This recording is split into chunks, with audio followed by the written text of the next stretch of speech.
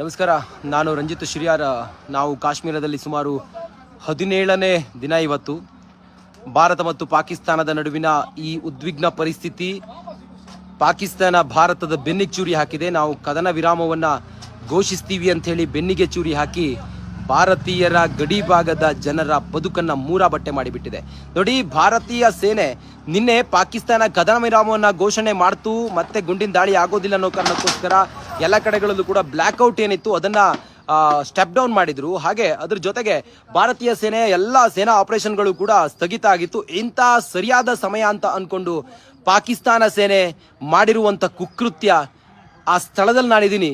ಗುಂಡಿನ ದಾಳಿಯಾಗಿ ಮನೆ ಧ್ವಂಸ ಆಗಿರುವಂಥ ಸ್ಥಳದಲ್ಲಿ ನಾನಿದ್ದೀನಿ. ನೋಡಿ, ಪಾಕಿಸ್ತಾನ ಇಲ್ಲಿಂದ ಸುಮಾರು ಒಂದು 10 ಕಿಲೋಮೀಟರ್ ದೂರದಲ್ಲಿ ಶೆಲ್ಗಳ ದಾಳಿ ಆದಾಗ ಸುಟ್ಟು ಕರಕಲಾದಂಥ ಆ ಶೆಲ್ಗಳು ನನ್ನ ಕೈಯಲ್ಲಿದೆ. ಪಾಕಿಸ್ತಾನ ಸೇನೆ ತನ್ನ ಗಡಿಯಿಂದ ಹಾಜಿಪುರ್ ಅಂತೇಳಿ ಇಲ್ಲಿಂದ ಸುಮಾರು 10 ಕಿಲೋಮೀಟರ್ ದೂರ ಹೋದರೆ ಭಾರತದ ಬಾರ್ಡರ್, ಅದು ಚಾವುಂಡಾ ಅನ್ನೋ ಗ್ರಾಮ ಭಾರತದ್ದು, ಆ ಕಡೆ ಇರೋದು ಹಾಜಿಪುರ ಅಂತ. ಹಾಜಿಪುರದಲ್ಲಿ ಪಾಕಿಸ್ತಾನ ಸೇನೆ ಈ ಶೆಲ್ಗಳನ್ನು ಇಲ್ಲಿನ ನಿವಾಸಿಗಳ ಮನೆ ಮೇಲೆ, ನಾಗರಿಕರನ್ನ ಗುರಿಯಾಗಿಸಿಕೊಂಡು ಮಾಡಿದಂಥ ದಾಳಿಯಲ್ಲಿ ಮನೆ ಹೇಗೆ ಸುಟ್ಟು ಕರಕಲಾಗಿದೆ, ಮತ್ತು ಮನೆಯ ಈ ವಿಧ್ವಂಸ ಕೃತ್ಯದಿಂದ ಛಿದ್ರವಾಗಿರುವಂಥ ಮನೆಯನ್ನು ಕೂಡ ನಾನು ಇವತ್ತು ಎಕ್ಸ್ಪ್ಲೋರ್ ಮಾಡ್ತಾ ಹೋಗ್ತೀನಿ ಇದೇ ಶೆಲ್ಗಳ ಮೂಲಕ. ಇವುಗಳ ರೇಂಜ್ ಸುಮಾರು ಒಂದು 20 ಕಿಲೋಮೀಟರ್ ಇರುತ್ತೆ. ಈ ಶೆಲ್ಗಳು ಎಲ್ಲ ಪೀಸ್ ಆಗಿದ್ದಾವೆ. ಈ ಶೆಲ್ಗಳ ರೇಂಜ್ 20 ಕಿಲೋಮೀಟರ್ ವರೆಗೂ ಇರುತ್ತೆ. ಇಲ್ಲಿಂದ 10 ಕಿಲೋಮೀಟರ್ ದೂರ ಹೋದರೆ ಹಾಜಿಪುರದಲ್ಲಿ ಪಾಕಿಸ್ತಾನ ಸೇನೆ ಬೆಳಿಗ್ಗೆ 5 ಗಂಟೆ ಸುಮಾರಿಗೆ ಅಟ್ಯಾಕ್ ಮಾಡಿದೆ. ಅಟ್ಯಾಕ್ ಮಾಡಿದ್ರಿಂದಾಗಿ ಮನೆ ಹೆಂಗಾಗಿದೆ ಕೇಳಿದರೆ, ನೋಡಿ, ಮನೆ ಎಲ್ಲ ಸುಟ್ಟು ಹೋಗಿದೆ ಅಂತ ಹೇಳಿದರೆ ಈ ಗನ್ ಬುಲೆಟ್ ಬಿದ್ದು ಗುಂಡಿನ ದಾಳಿ, ಶೆಲ್ನ ದಾಳಿಗೆ ಮನೆ ಹೇಗಾಗಿದೆ ನೋಡಿ. ಮೇಲ್ಗಡೆ ಒಂದು 5-6 ಪಾರಿವಾಳಗಳು ಸತ್ತು ಬಿದ್ದಿದ್ವು. ಮನೆಯಲ್ಲಿ ಪಾರಿವಾಳವನ್ನು ಸಾಕಿದ್ರು. ಆ ರೇಂಜ್ ಹೇಗಿದೆ ಅಂತ ಕೇಳಿದರೆ ಮರದ ತುಂಡುಗಳೆಲ್ಲವೂ ಕೂಡ ಸೀಳ್ಕೊಂಡು ಹೋಗಿರೋದನ್ನು ನೋಡಿ. 5 ಗಂಟೆ ಸುಮಾರಿಗೆ ಅವರೆಲ್ಲರೂ ಕೂಡ ಶಬ್ದ ಕೇಳುತ್ತೆ. ಶಬ್ದ ಕೇಳಿದಾಗ ಏನಾಯ್ತು ಅಂತ ಗೊತ್ತಿಲ್ಲ. ಆ ಕಡೆ ನೋಡಿ, ನಾನು ಆ ಕಡೆ ತೋರಿಸ್ತೀನಲ್ಲ, ಈ ಕಡೆಗೆ ಅಲ್ಲಿ ಹಾಜಿಪುರ, ಇದೇ ಬೆಟ್ಟ, ಇದೇ ಪಹಾಡ್ ಇದೆಯಲ್ಲ, ಪಹಾಡ್ನ ಆ ಕಡೆಗಿರೋದೇ ಪಾಕಿಸ್ತಾನ ಹಾಜಿಪುರ್ ಅನ್ನುವ, ಪಾಕಿಸ್ತಾನದ ಹಾಜಿಪುರ್ ಎನ್ನುವ ಊರು. ಆ ಊರಿನಿಂದ ಸುಮಾರು 10 ಕಿಲೋಮೀಟರ್ ದೂರದಲ್ಲಿ ನಾವು ಬಾಂಡಿ ಅನ್ನುವ ಈ ಊರಿನಲ್ಲಿದ್ದೀವಿ. ಬಾಂಡಿ ಅನ್ನೋದು ನಾನು ನಿಂತಿರುವಂಥ ಈ ಜಾಗ. ಬಾಂಡಿಯನ್ನು ಗುರಿಯಾಗಿಸಿ, ನಾಗರಿಕರನ್ನು ಗುರಿಯಾಗಿಸಿ ಪಾಕಿಸ್ತಾನ ಸೇನೆ ಮಾಡಿದಂತಹ ಅಟ್ಯಾಕ್ನಲ್ಲಿ ಇಲ್ಲಿ ನಾಗರಿಕರ ಮನೆಗಳೆಲ್ಲವೂ ಕೂಡ ಈಗ ಸಂಪೂರ್ಣ ಛಿದ್ರವಾಗಿರೋದು. ಗುಂಡು ತಗುಲಿ, ಇಲ್ಲಿ ನೋಡಿ, ಗುಂಡು ತಗುಲಿ ಇದೆಷ್ಟು ಡೀಪಾಗಿ ಹೊಕ್ಕಿದೆ ಅನ್ನೋದನ್ನು ನೋಡಿ. ಸುಮಾರು ಒಂದು 5 ಗಂಟೆ ಸುಮಾರಿಗೆ ಅವರೆಲ್ಲರೂ ಕೂಡ ಮನೆಯಲ್ಲಿದ್ದವರು ಏನಾಯಿತು ಅಂತೇಳಿ ನೋಡೋದ್ರೊಳಗಡೆ ಗುಂಡಿನ ಶಬ್ದ, ಸ್ಫೋಟದ ಶಬ್ದ, ಈ ರೀತಿಯ ಶೆಲ್ಗಳ ಅಟ್ಯಾಕ್ ಆಗುತ್ತೆ.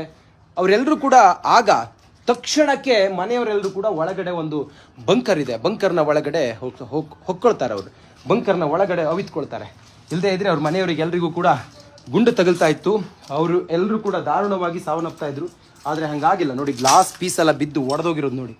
ಇದು ಪಾಕಿಸ್ತಾನದ ದಾಳಿಗೆ ಆಗಿರುವಂಥ ಹಾನಿ. ಇದು ಈ ರೀತಿಯ ಬಂಕರ್ನಲ್ಲಿ ಅವರು ಅವಿತುಕೊಳ್ತಾರೆ, ಆಶ್ರಯವನ್ನು ಪಡಿತಾರೆ. ಇದೇ ಬಂಕರ್ ಹಿಂಗಿದೆ ನೋಡಿ, ಬಂಕರ್, ಈ ಕಲ್ಲಿನ ಬಂಕರ್ ಇದು. ಈ ಬಂಕರ್ನ ಒಳಗಡೆ ಹೋಗಿ ಅವರು ಆಶ್ರಯವನ್ನು ಪಡೆದರು. ಹಾಗಾಗಿ ಅವರಿಗೇನು ಕೂಡ ಆಗಿಲ್ಲ. 1988ರಲ್ಲಿ ಈ ರೀತಿಯ ದಾಳಿ ಆಗಿತ್ತು ಅನ್ನೋದನ್ನು ಆ ಮನೆಯವರೆಲ್ಲರೂ ಕೂಡ ಹೇಳ್ತಾರೆ. ಇಷ್ಟು ಡೀಪಾಗಿ ಆಗಿರಲಿಲ್ಲ. ಇದೇ ನೋಡಿ, ಇದೇ ಬಂಕರ್. ಈ ಬಂಕರ್ನಲ್ಲಿ ಅವರು ಇಡೀ ದಿನ ಕಳೀತಾರೆ. ಭಾರತೀಯ ಸೇನೆ ಬರುತ್ತೆ. ಅವರೆಲ್ಲರೂ ಕೂಡ ಆನಂತರ ಇಲ್ಲಿಂದ ಬೇರೆ ಕಡೆಗೆ ಶಿಫ್ಟ್ ಆಗ್ತಾರೆ. ಇದು ಹಿಂಗಾಯ್ತಲ್ಲ, ಹಿಂಗಾದಾಗ ಸುಮಾರು ಒಂದು ಗಂಟೆಗಳ ಕಾಲ ಇಲ್ಲಿ ದಾಳಿ ಆಯಿತು ಅನ್ನೋದ್ರ ಬಗ್ಗೆ ಅವ್ರ ಮನೆಯವರೆಲ್ಲರೂ ಹೇಳ್ತಾರೆ. ನಾನು ಮೇಲ್ಗಡೆ ಹೋಗ್ತೀನಿ. ಈಗ ದಾಳಿ ಆಯ್ತಲ್ಲ, ಆ ಮನೆಯ ಮೇಲ್ಗಡೆ ಹೋಗ್ತೀನಿ ನಾನು. ಮನೆ ಒಳಗಡೆ ಎಲ್ಲ ಚಲಾಪಿಲಿ ಆಗಿರೋದಿದು. ಪಾಕಿಸ್ತಾನದ ಸೇನೆಯ ಅಪ್ರಚೋದಿತ ಗುಂಡಿನ ದಾಳಿಗೆ ಮನೆ ಧ್ವಂಸ ಆಗಿರೋದನ್ನು ನೀವೀಗ ನೋಡ್ತಾ ಇದ್ದೀರಿ. ಸೇನೆಯನ್ನು ಅವರಿಗೆ ಟಚ್ ಮಾಡೋದಕ್ಕೂ ಆಗೋದಿಲ್ಲ. ಹಾಗಾಗಿ ಅವರು ಈ ರೀತಿ ಅಮಾಯಕರನ್ನು, ನಾಗರಿಕರನ್ನು ಗುರಿಯಾಗಿಸಿಕೊಂಡು ದಾಳಿ ಮಾಡ್ತಾರೆ. ನಾಗರಿಕರನ್ನು ಗುರಿಯಾಗಿಸಿಕೊಂಡು ದಾಳಿ ಮಾಡಿ ಶೆಲ್, ಸುಧಾರಿತ ಶಸ್ತ್ರಾಸ್ತ್ರಗಳಿಂದ ಅಥವಾ ಅಲ್ಲಿಂದ ಸ್ಫೋಟಕಗಳನ್ನು ಈ ಕಡೆ ಹಾರಿಸುವ ಮೂಲಕ ಅವರು ಇಲ್ಲಿ ಎಲ್ಲವನ್ನು ಛಿದ್ರ ಮಾಡಿದ್ದಾರೆ. ನೋಡಿ, ನೀವು ನೋಡ್ತಾ ಇದ್ದೀರಲ್ಲ, ಮನೆಯೆಲ್ಲ ನೋಡಿ, ಗುಂಡಿನ ದಾಳಿಯಾಗಿ ಮನೆಯೆಲ್ಲ ಛಿದ್ರ ಆಗಿರೋದು. 3 ಜನ ಇಲ್ಲಿ ವಾಸ ಇದ್ದಂತೆ. ಸುಮಾರು 4 ಮನೆಗಳು ಸಂಪೂರ್ಣವಾಗಿ ಧ್ವಂಸ ಆಗಿ ಹೋಗಿದ್ದಾವೆ. 4 ಮನೆಗಳು ಶೆಲ್ ದಾಳಿಗೆ ಸಂಪೂರ್ಣವಾಗಿ ಇಲ್ಲಿ ಛಿದ್ರವಾಗಿ ಹೋಗಿರೋದು. ಎಲ್ಲವೂ ಚಲ್ಲಾಪಿಲ್ಲಿಯಾಗಿ ಬಿದ್ದಿರೋದನ್ನು ತಾವು ಗಮನಿಸ್ತಾ ಇದ್ದೀರಿ. ಇದು ಪಾಕಿಸ್ತಾನದ ಆ ಕಡೆಯಿಂದ ನೋಡಿ, ಹಾಜಿಪುರ್ ಎನ್ನುವ ಪಾಕಿಸ್ತಾನದ ಊರಿನಿಂದ LOC ಲೈನ್ ಆಫ್ ಕಂಟ್ರೋಲ್, ಅದು ಲೈನ್ ಆಫ್ ಕಂಟ್ರೋಲಿಂದ ಬಂದಂಥ ಗುಂಡು ಇದೇ ಶೆಲ್ ಅಂದರೆ ಬೇರೆನಲ್ಲ, ಇದೀಗ ಇಲ್ಲಿ ಬಂದು ಬ್ಲಾಸ್ಟ್ ಆಗಿದೆ. ಇದೇ ಶೆಲ್ ಇಲ್ಲಿ ಬಂದು ಬ್ಲಾಸ್ಟ್ ಆಗಿ ಹೀಗೆಲ್ಲ ಆಗಿರೋದು. ಪಾರಿವಾಳಗಳೆಲ್ಲ ಸತ್ತು ಬಿದ್ದಿರೋದು, ನಾನು ಆಗಲೇ ಹೇಳ್ದಲ್ಲ, ಪಾರಿವಾಳಗಳೆಲ್ಲ ಸತ್ತು ಬಿದ್ದಿರೋದೆಲ್ಲ ತಾವು ಗಮನಿಸ್ತಾ ಇದ್ದೀರಲ್ಲ, ಈ ಬಹುಶಃ ಇದು ಪಾರಿವಾಳದ ಗೂಡು ಅಂತ ಅನ್ಸುತ್ತೆ. ಇಲ್ಲೆಲ್ಲ ಹಿಂಗಾಗಿದೆ. ಯಾರಾದರೂ ಮೇಲ್ಗಡೆ ಇದ್ರೆ ಅವರ ಪರಿಸ್ಥಿತಿ ಏನಾಗಿರಬೇಡ ನೋಡಿ. ಎಷ್ಟು ಫೋರ್ಸ್ನಲ್ಲಿ, ಎಷ್ಟು ರೇಂಜ್, ಎಷ್ಟು ಫೋರ್ಸಿಂದ ಬಂದಿತ್ತು ಅಂತ ಹೇಳಿದರೆ, ಈ ಕಬ್ಬಿಣದ ಪೀಸ್ಗಳೆಲ್ಲ ಇದ್ದಾವಲ್ಲ, ತಗಡುಗಳೆಲ್ಲ ಇದ್ದಲ್ಲ, ಅವೆಲ್ಲವೂ ನೋಡಿ ಹಿಂಗಾಗಿದೆ ನೋಡಿ, ತೂತಾಗಿರೋದನ್ನು ಗಮನಿಸ್ತಾ ಇದ್ದೀರಿ. ಇದೆಲ್ಲವೂ ಕೂಡ ಹೆಂಗಾಗಿದೆ ನೋಡಿ. ಪಾಪ 88ರಲ್ಲಿ ಹಿಂಗಾಗಿತ್ತು, 1988ರಲ್ಲಿ. ಅದಾದಮೇಲೆ ಮತ್ತೆ ಹಿಂಗಾಗಿದೆ. ಸರ್ಕಾರ ನಮಗೆ ಸೂಕ್ತ ಭದ್ರತೆಯನ್ನು ಕೊಡಬೇಕು. ಪದೇ ಪದೇ ಹಿಂಗಾದರೆ ನಮ್ಮ ಬದುಕೆಲ್ಲ ಹೆಂಗೆ ಅಂತೇಳಿ ಅವರು ಭಾಳ ನೋವಿನಲ್ಲಿ ನಮ್ಮಲ್ಲಿ ಹೇಳ್ತಾ ಇದ್ರು ನೋಡಿ. ಆ ಫೋರ್ಸ್ ಹೆಂಗಿತ್ತು ಅಂತ ಕೇಳಿದರೆ, ಆ ಗುಂಡು ಹೊಕ್ಕಿದಂತಹ ಸಮಯದಲ್ಲಿ ಈ ಮರದ ಪೀಸ್ ಎಷ್ಟು ಸ್ಟ್ರಾಂಗ್ ಇರ್ಬೋದು, ಅದು ಇದೆಲ್ಲವೂ ಕೂಡ ಒಣಗಿದ್ದು ಸ್ಟ್ರಾಂಗ್ ಇರುತ್ತೆ. ಇದೆಲ್ಲವೂ ಹೇಗಾಗಿದೆ ನೋಡಿ. ಇದು ಇಲ್ಲಿನ ಸಂಪೂರ್ಣವಾದಂತಹ ಚಿತ್ರಣ. ಗಡಿ ಭಾಗದಲ್ಲಿ ನಾವು ನೋಡ್ತೀವಲ್ಲ ಅಪ್ರಚೋದಿತ ಗುಂಡಿನ ದಾಳಿ ಅಂತ ಹೇಳಿ. ಅಪ್ರಚೋದಿತ ಗುಂಡಿನ ದಾಳಿ ಆದಾಗ ಏನಾಗುತ್ತೆ ಕೇಳಿದ್ರೆ, ನಾಗರಿಕರನ್ನು ಟಾರ್ಗೆಟ್ ಮಾಡ್ತಾರೆ, ಎರ್ರಬಿರ್ರಿ ಫೈರಿಂಗ್ ಆಗುತ್ತೆ. ಎರ್ರಬಿರ್ರಿ ಫೈರಿಂಗ್ ಆಗಿ ಜನ ಏನು ಆರ್ಮಿ ಯಾವುದನ್ನು ಕೂಡ ಲೆಕ್ಕಿಸೋದಿಲ್ಲ. ನಿನ್ನೆ ಆದಂಥ ದಾಳಿಯಲ್ಲಿ ಸುಮಾರು ಒಂದು 5 ಜನ ಮೃತಪಟ್ಟಿದ್ದಾರೆ. ನಿನ್ನೆ ಆದಂಥ ದಾಳಿಯಲ್ಲಿ ಒಬ್ಬರು ಆಫೀಸರ್ ಕೂಡ ಮೃತಪಟ್ಟಿದ್ದಾರೆ. ನಾವು ಬೆಳಿಗ್ಗೆಯಿಂದ ಅದನ್ನು ನಿಮಗೆ ತೋರಿಸ್ತಾ ಇದ್ವಿ.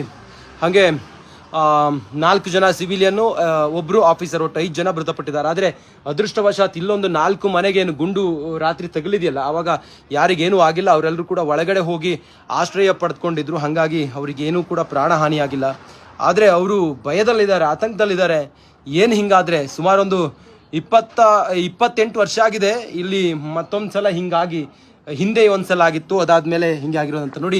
ಕಬ್ಬಿಣ ಈ ತಗಡುಗಳೆಲ್ಲವೂ ಕೂಡ ತೂತಾಗಿ ಹೋಗಿರೋದನ್ನು ತಾವು ನೋಡ್ತಾ ಇದ್ದೀರಿ. ಇದು ಗುಂಡಿನ ದಾಳಿಗೆ, ಶೆಲ್ಗಳ ದಾಳಿಗೆ ಆಗಿರುವಂಥ ಹಾನಿ ಇದು.